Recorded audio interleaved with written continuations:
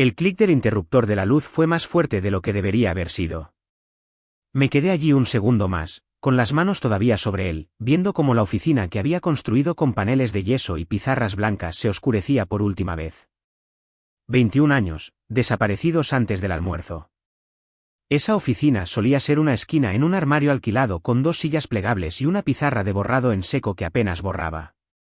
Ahora, paredes elegantes, puertas de cristal, persianas automatizadas, y ni una sola cosa que quedara con mi nombre, excepto la documentación de salida en mi mochila. Bruno, el nuevo director ejecutivo, me había llamado a primera hora de la mañana. Se sentó allí con esa misma sonrisita corporativa y engreída, como si estuviera anunciando donas gratis en la sala de descanso. Estamos reestructurando, dijo, como si esa palabra no fuera la excusa predilecta para destripar legados. Hoy es tu último día. No discutí, no supliqué, solo asentí. Ya sabía de qué iba esto. Había sentido el cambio durante el último año, los susurros, los nuevos empleados que miraban directamente a través de mí en las reuniones. Bruno había estado esperando esto. Empaqué ligero, mi propio ordenador portátil, una carpeta de cuero rojo que no había tocado desde 2006 y mi taza de El jefe más o menos del mundo, que mi hija me regaló en junio de 2009. Eso fue todo. Dejé el resto, las placas, la copia enmarcada de nuestro primer cheque de financiación. No valía la pena arrastrarlas. Al salir, pasé junto a mi antiguo equipo. Ningún contacto visual. Los ojos en las pantallas, las ventanas de Slack abiertas, pero nadie escribiendo. Un par de espaldas se giraron tan rápido que casi me reí. Todos de repente muy ocupados en no darse cuenta de mi presencia. No dije una palabra. No al tipo que solía almorzar en mi escritorio todos los viernes. No a Jimena, a quien recomendé personalmente para un ascenso el otoño pasado. Ni siquiera al nuevo desarrollador junior que todavía pensaba que Xon era una startup. Que tuvieran miedo. Lo entiendo. Nadie quiere ser el siguiente. Pero que no se equivoquen, yo no había terminado. Ni de lejos. Una nota rápida antes de continuar. Comparte desde qué ciudad o país estás viendo esto. El viaje en ascensor hacia abajo fue silencioso. Sin música. Solo el zumbido de las luces fluorescentes y el murmullo de mis pensamientos. No tristeza, ni siquiera ira, solo claridad. Cuando salí a la calle, no miré hacia atrás. No me dirigí a casa. Simplemente seguí conduciendo hacia el oriente hasta que la ciudad empezó a dispersarse. Media hora después, terminé en esta cafetería vieja y destartalada en la que solíamos reunirnos cuando la empresa estaba en la quiebra y soñaba. El lugar no había cambiado. Todavía olía a café quemado y cloro. Todavía tenía esa luz parpadeante en la esquina que nadie arregló jamás. Me deslicé en un reservado de vinilo agrietado junto a la ventana. Pedí una galleta de piloncillo y un café solo que sabía que sabría a agua de calcetín. No importaba. No estaba allí por la comida. Dejé caer la carpeta roja sobre la mesa. El cuero estaba hecho polvo, las esquinas desgastadas en carne viva.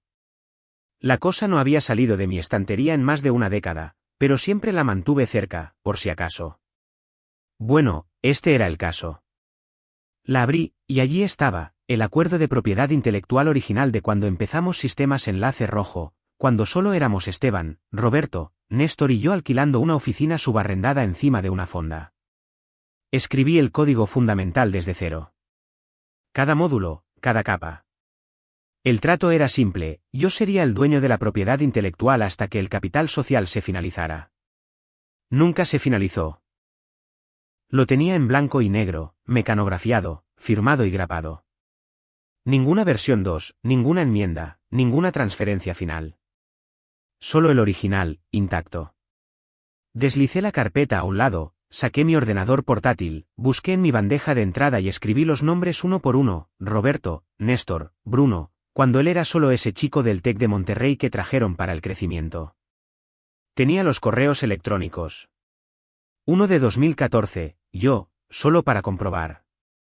Todavía tenemos que finalizar la transferencia de la propiedad intelectual, ¿verdad?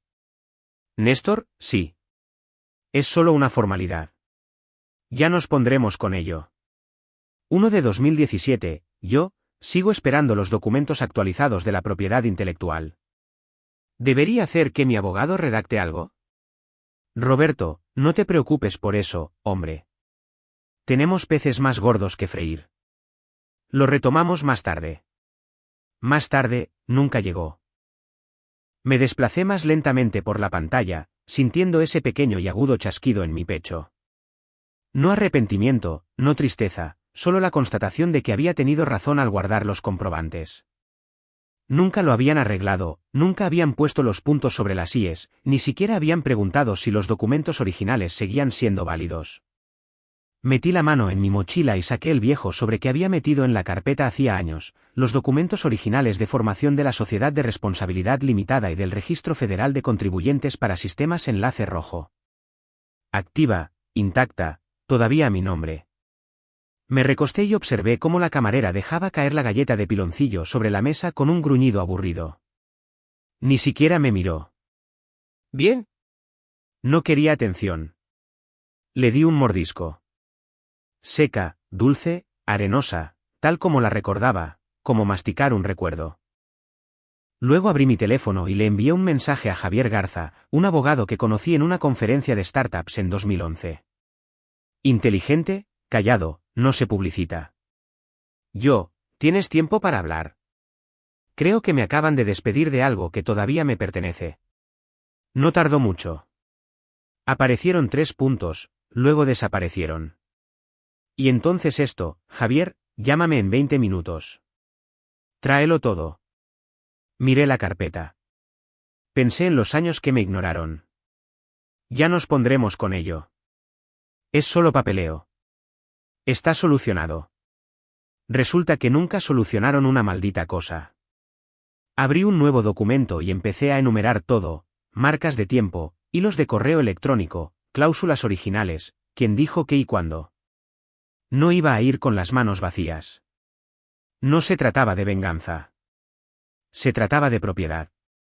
Pensaron que me había ido con una taza y un ordenador portátil. Se olvidaron de quien construyó la maldita casa. Recogí mis cosas, con la galleta a medio comer, el café todavía lleno.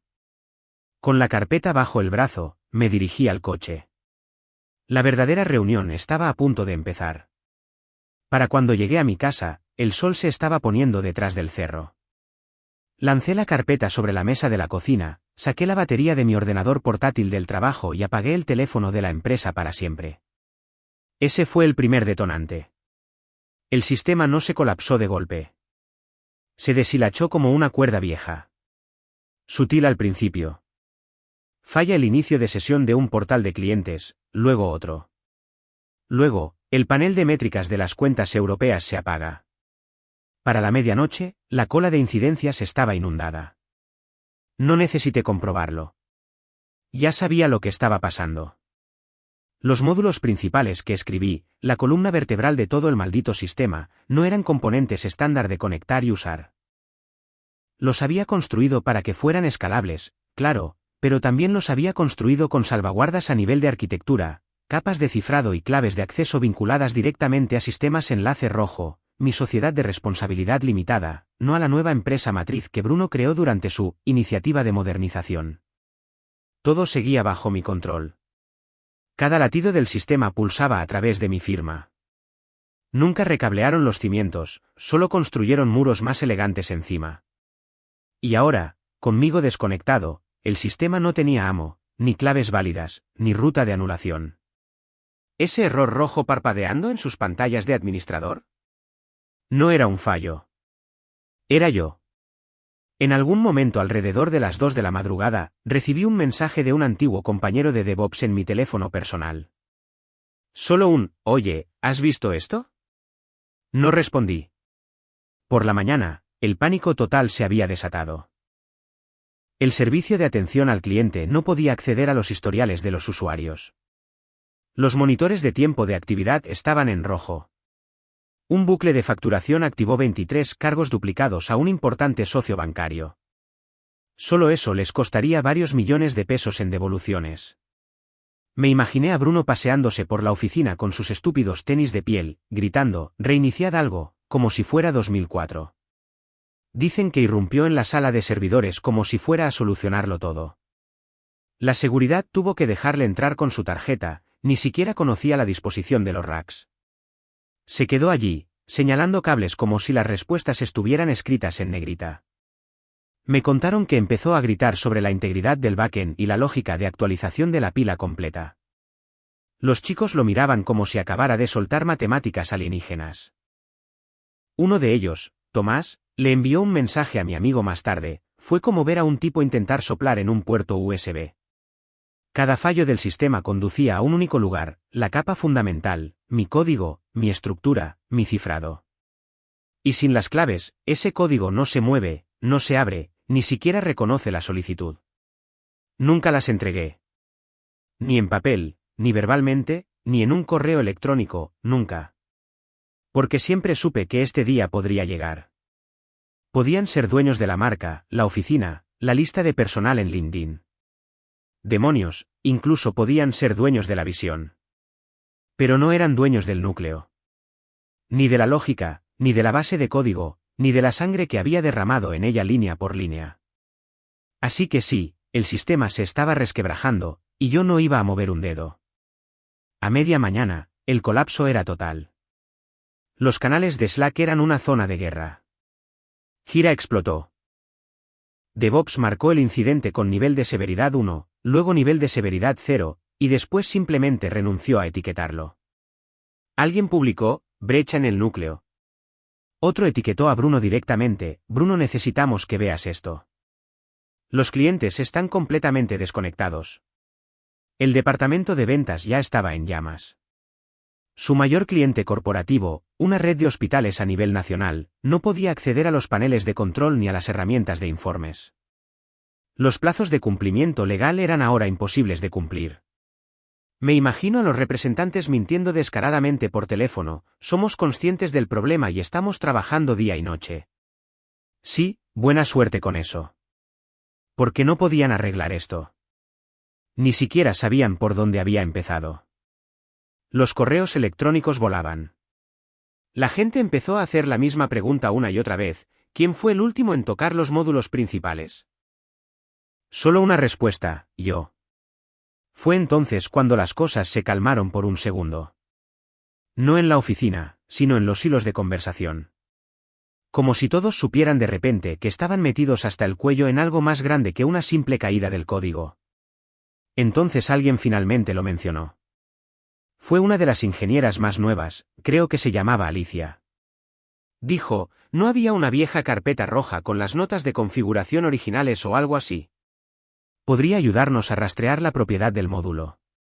Pobre chica, pensó que solo era documentación antigua. Esa carpeta, ese era el interruptor de apagado y la prueba. Aparentemente, Bruno perdió la cabeza allí mismo, en medio de la sala de crisis. Reiniciad el entorno de producción, gritó, como si estuvieran gestionando un maldito blog de WordPress. Uno de los administradores de sistemas principales, Julio, le dijo sin rodeos, no usamos contenedores, señor. Estamos en servidores físicos. Fue entonces cuando Bruno se dio cuenta de que no sabía lo que significaba ninguna de esas palabras. Peor aún, no sabía cuán profundo era el problema. El equipo empezó a rebuscar en los registros de acceso, buscando brechas, puertas traseras, cualquier cosa que explicara por qué el sistema se estaba devorando a sí mismo. Y los registros decían la verdad. Cada intento de acceso fallido, cada permiso denegado, cada tiempo de espera de solicitud, todo se remontaba a la misma autoridad raíz, sistemas enlace rojo, sociedad de responsabilidad limitada. Mi sociedad de responsabilidad limitada. Pensaron que la habían absorbido, integrado, que habían seguido adelante. Pero nunca cambiaron la arquitectura, nunca migraron la estructura de control, nunca cerraron las válvulas que yo había instalado hacía 15 años porque no sabían que existían. Había construido un sistema que no necesitaba lealtad. Solo necesitaba reglas. Y la única regla era, si la propiedad no se verifica, el acceso se deniega. Punto. No había anulación, ni interruptor maestro en el cajón del director de tecnología, ni panel de control en la nube para hacer clic y arreglarlo todo. No solo estaban bloqueados, eran inquilinos intentando cambiar las cerraduras de una casa que no poseían legalmente.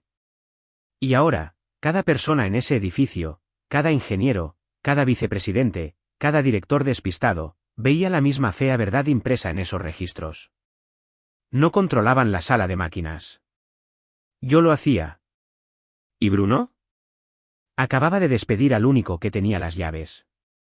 La oficina de Javier estaba 10 pisos por encima de un edificio de abogados del centro que olía a cuero y tóner de impresora.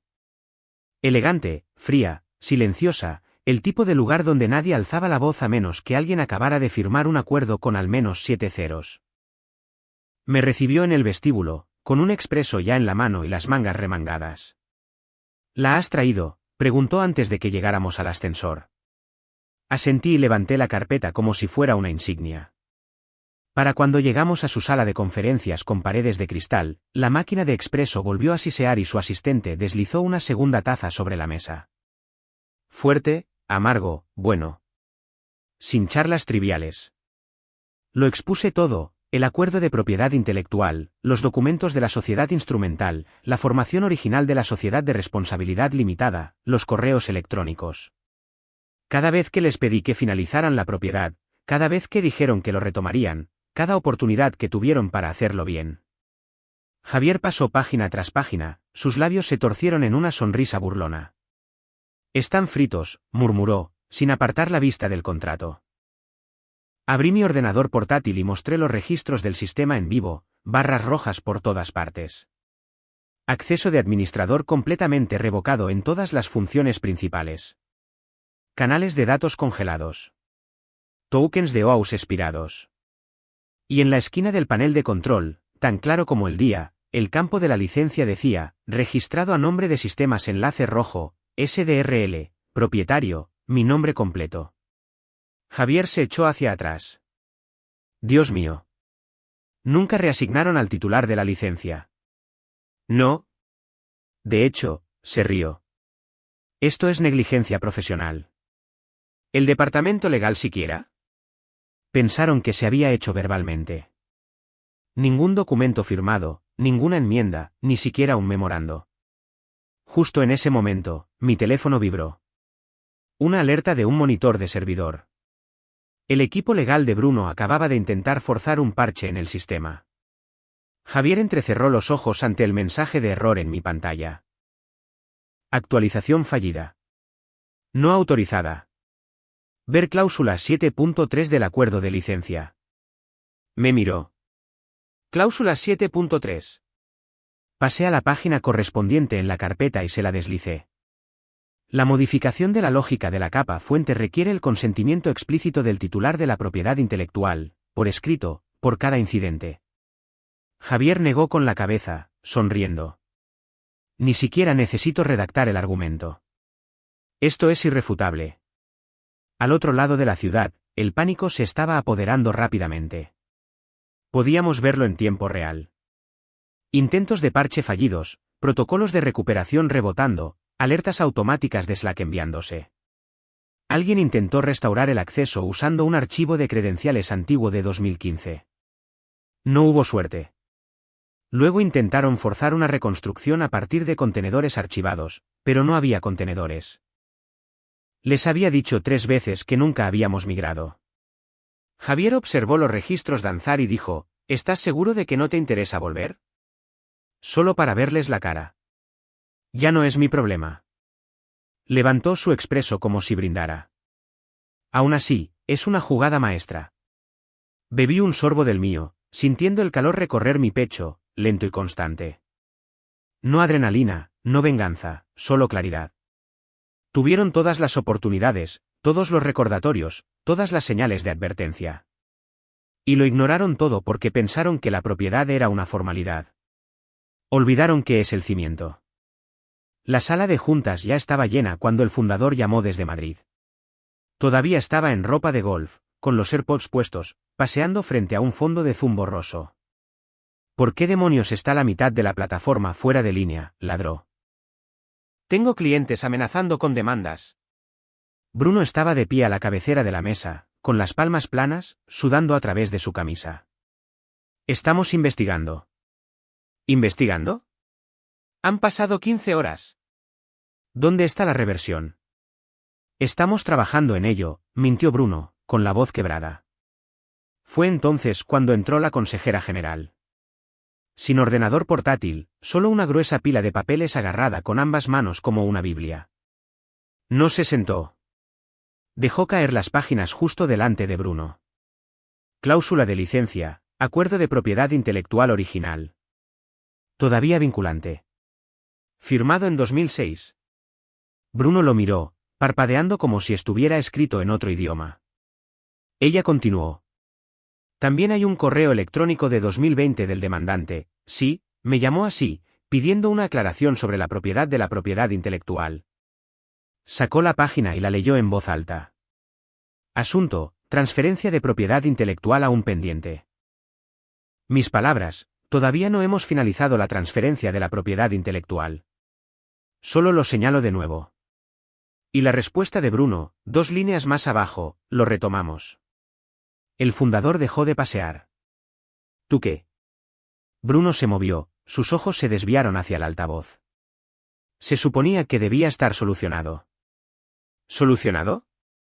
Despediste al arquitecto y no revisaste los malditos cimientos. Nadie se movió. Alguien en el extremo más alejado tosió en su manga. Un tipo de producto miraba la pared como si tal vez le diera un portal para salir de la habitación. El fundador se inclinó hacia la cámara. Permíteme ser muy claro. El código está bloqueado. Los sistemas están rechazando todas las entradas. Los clientes están perdiendo la confianza, y el propietario legal de la plataforma ahora está fuera de toda nuestra infraestructura.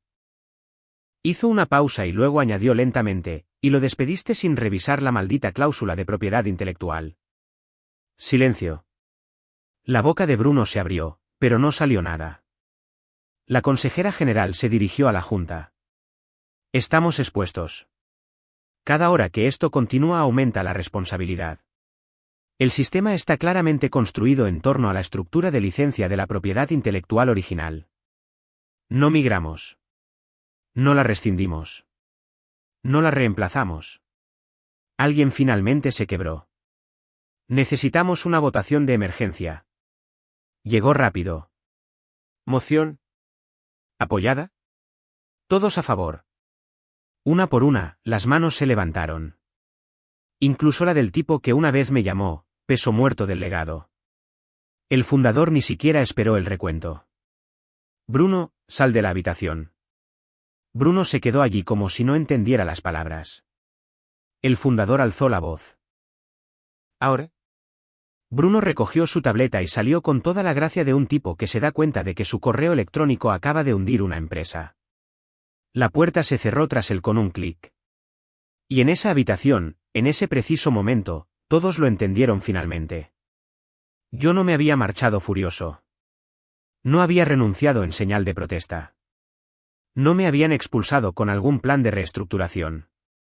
Me había ido, tranquilo, en silencio, con la carpeta en la mano. Y me había llevado el código fuente conmigo. A la mañana siguiente, entré en el edificio de oficinas de cristal de Javier sin titubear. Sin tarjeta de seguridad, sin registrarme en un portapapeles. El recepcionista me hizo un gesto para que pasara como si fuera el dueño del lugar. Quizás lo era, en espíritu. Ascensor hacia arriba. Piso 22.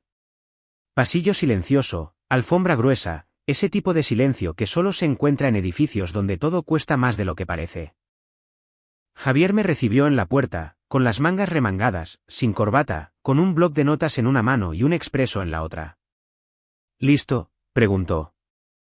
Asentí una vez. Sin sonrisas, sin apretón de manos. Dentro de la sala de conferencias, una única carpeta esperaba en el centro de la mesa. Nada dramático, sin sellos, solo papel, pero bien podría haber sido una granada. La abrió y la deslizó hacia mí. Licencia exclusiva de 3 años, dijo. 1.620 millones de pesos por adelantado, 10% de royalties sobre los ingresos netos de nuevos contratos, de por vida. Obtienes un puesto en la Junta, la última palabra sobre los cambios a nivel de arquitectura y una retractación pública completa del despido. Hizo una pausa. Además de una cláusula que establece que la destitución de Bruno fue parte de la acción correctiva. No parpadeé. ¿Hecho? Me entregó el bolígrafo. Tinta negra, de bola, sin fanfarria. Firmé. Eso fue todo. Javier cogió su teléfono y marcó directamente. Sin asistente, sin preámbulos. Habla Javier Garza, dijo. El acuerdo de licencia ha sido firmado. Es definitivo. Esperamos la transferencia para el mediodía. Colgó sin esperar confirmación. Me levanté, guardé el bolígrafo en mi chaqueta y asentí una vez. ¿Eso es todo?, preguntó. Sí, dije. Eso es todo. El viaje en ascensor hacia abajo se sintió diferente esta vez, ingrávido. Sin temor, sin ruido en mi cabeza, solo ese bajo zumbido de calma que solo se obtiene después de años de contener la respiración. Salí al aire de la mañana, fresco y limpio. El centro se movía como siempre, claxones, pasos de peatones, charlas en la acera, pero nada de eso me afectaba. Ningún teléfono vibraba, ninguna alerta de Slack se encendía, ninguna invitación de calendario. Nadie pidiendo una sincronización rápida, un cambio de rumbo, una revisión de una presentación. Caminé unas cuantas manzanas sin nada más que mis zapatos sobre el pavimento y el sonido de alguien más tratando de controlar un mundo al que ya no pertenecía. Era el primer silencio que había escuchado en años. Me detuve en una banca cerca del parque y me senté, observando a un tipo lanzar una pelota a su perro como si nada en el mundo estuviera en llamas. Y por una vez, no era mi fuego el que tenía que apagar. Habían pensado que despedirme era una ruptura limpia. Resultó que yo era el hormigón bajo sus pies. Y ahora tenían que pagar renta. A las 3:59 de la tarde, abrieron la llamada con los accionistas. A las 4:01, dejó de parecer una reunión y empezó a parecer un funeral. La voz del fundador llegó por el altavoz, plana, cortante, mortalmente tranquila. Esta es una grabación oficial de la sesión de emergencia del 31 de octubre. Estamos revisando los términos del contrato de resolución firmado esta mañana. No se saltó una palabra, no resumió. Simplemente leyó todo el documento, página por página, cláusula por cláusula, su voz resonando en esa sala de juntas de cristal como un juez dictando sentencia. Yo no estaba allí. No era necesario. Javier hizo que alguien me incluyera en la llamada y silenciara mi micrófono. Escuché mientras pasaba por una cafetería en el centro, con el sol dándome en la cara como si finalmente me lo hubiera ganado. Cláusula 15, dijo el fundador.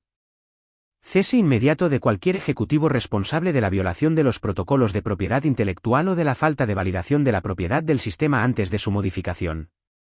Hizo una pausa. Según esta cláusula, con efecto inmediato, Bruno Kessler es destituido de su cargo como director ejecutivo. Se podía sentir el cambio en la sala, incluso a través de la llamada. Una silla crujió. Un bolígrafo golpeó una vez la mesa. Luego, silencio de nuevo. El fundador ni siquiera levantó la vista al principio, siguió leyendo. Los derechos de licencia revierten al titular original de la propiedad intelectual durante la vigencia del término exclusivo. No se podrán realizar modificaciones en el sistema sin aprobación por escrito. Todo el código producido entre 2006 y 2020 queda oficialmente documentado bajo el siguiente nombre. Levantó la vista. Mi nombre completo, arquitecto único, titular de la licencia de propiedad intelectual, entidad controladora de sistemas enlace rojo. Luego giró la cabeza, lento, deliberado, y miró directamente al otro lado de la mesa a Bruno. Despediste al tipo que es dueño de nuestro código. Bruno no dijo una palabra. No lo negó. No podía. Simplemente se quedó sentado con esa mirada de boca seca, parpadeando como si todavía no lo entendiera. El presidente de la Junta se inclinó hacia adelante. Moción para aceptar los términos tal como se han leído. Moción, dijo alguien. Apoyada, respondió otro. Todos a favor. Todas las manos se levantaron. Sin debate, sin vacilación. Bruno siguió mirando la mesa como si tal vez se lo tragara entero. No levantó la vista cuando se aprobó la votación. No pidió tiempo para responder. Lo sabía. El fundador golpeó la pila de papeles una vez, lo suficientemente fuerte como para cortar el silencio. Se levanta la sesión. Un analista junior pulsó unas cuantas teclas. En cuestión de minutos, los registros del sistema, los materiales de prensa y los registros públicos se actualizaron. Mi nombre estaba visible en toda la plataforma, en el pie de página, en la documentación, dentro de la consola de administración bajo, arquitecto del sistema, mi nombre completo. ¿Y Bruno? Se quedó congelado mientras todo se desarrollaba, un hombre viendo cómo su propio nombre desaparecía en tiempo real. Nada que decir, nada por lo que luchar. Nunca pisé el edificio, no estreché una mano, no levanté la voz, no moví un maldito dedo. Y aún así, me vio borrarlo. Poco después de las 6, volví a entrar en la oficina. Sin escolta de seguridad, sin invitación a una reunión, solo yo. Como siempre. La puerta de cristal se deslizó para abrirse como si nada hubiera cambiado. Mi tarjeta de identificación escaneó en verde al primer intento. Ese suave pitido, el que solía oír cada mañana antes de que saliera el sol, todavía se sentía como un acto reflejo. El lugar estaba medio vacío. Energía de viernes. Algunas cabezas se levantaron de sus monitores y luego volvieron a bajar la vista. Nadie dijo nada. No me detuve.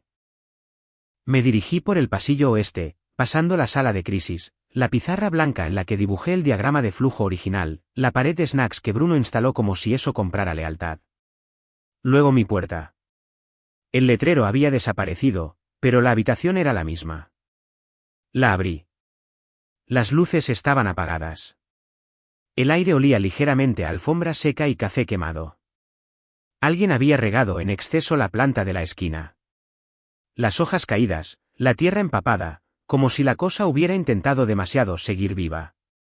Mi silla seguía allí. El mismo cojín lumbar gastado. La pared todavía tenía el agujero del clavo de la placa que me llevé a casa. La alfombrilla del ratón no se había movido. La marca de café estaba exactamente en el mismo lugar que había estado desde el otoño pasado. No me senté. Simplemente caminé hacia el interruptor junto a la puerta, puse mis dedos sobre él y lo presioné. Clic, la fluorescencia zumbó y se encendió sobre mi cabeza. La luz llenó la habitación, nítida, estéril. Nada reconfortante en ella. Ni aplausos, ni pancarta de bienvenida, ni una voz que dijera, estamos muy contentos de que hayas vuelto. Solo yo y el zumbido de todo lo que pensaron que podían poseer. No despidieron a un desarrollador veterano. No se deshicieron de un peso muerto. Despidieron el plano, el cimiento. Nunca grité, nunca amenacé, nunca me puse dramático. Simplemente les mostré los recibos. Y ahora cada solicitud de inicio de sesión, cada actualización del servidor, cada factura de cliente, cada actualización, todo comienza con mi nombre en los registros del sistema. No es venganza. Es solo la verdad. Del tipo que no desaparece. ¿Crees que Bruno merecía ser despedido? ¿O la Junta solo estaba cubriendo su propio error? Deja tu opinión en los comentarios. Tengo curiosidad por saber a quién harías responsable. Y si esto te ha impactado, suscríbete para más historias de venganza.